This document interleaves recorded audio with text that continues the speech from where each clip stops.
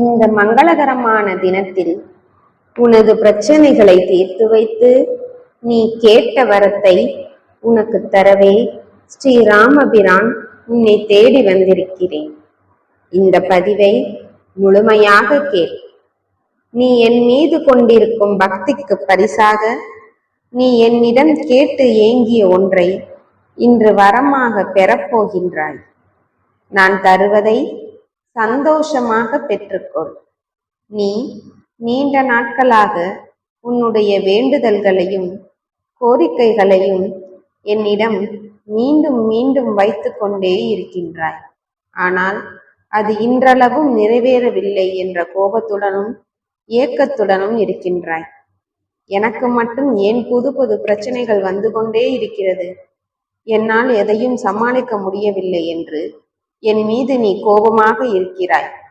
பிரச்சனைகள், துயரங்கள், சந்தோஷங்கள், துன்பம், அதிகாரம் எதுவாயினும் அதை அனைத்தையும் கடந்துதான் போக வேண்டும்.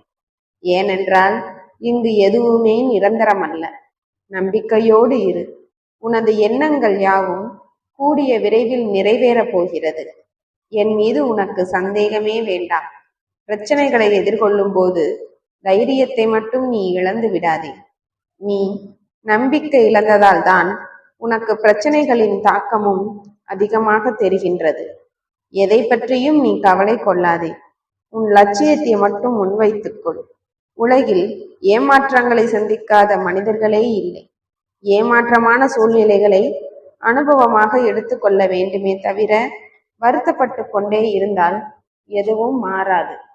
நீ ஒரு சில நம்பிக்கை வைத்த நபரால், நீ உயிராக நினைத்த நபரால் நீ ஏமாந்து விட்டாய். அதை நான் ஒப்புக்கொள்கிறேன். ஆனால் அந்த ஏமாற்றத்தை எத்தனை காலம்தான் நினைத்து கொண்டே இருக்க போகின்றாய்? உன்னை விட்டு சென்றவர்களின் அன்பு உனக்கு மீண்டும் கிடைக்குமா என்று ஏங்குகிறாய்.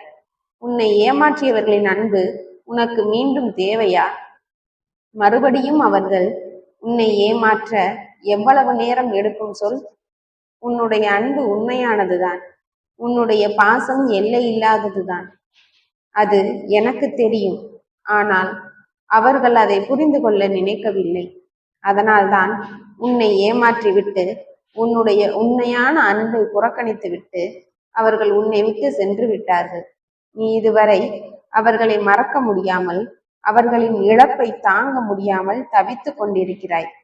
வேண்டியது அனைத்தும் போதும். நீ உன்னுடைய வாழ்க்கையை பார். நான் உனக்கு துணையாக எப்பொழுதும் இருப்பேன். ஒவ்வொரு நாளில் ஒவ்வொரு நொடியிலும் உனக்காக நான் இருக்கின்றேன். இனி உனக்கு அனைத்தும் நல்லதாகவே நடக்கும். மங்களம் உண்டாகட்டும்.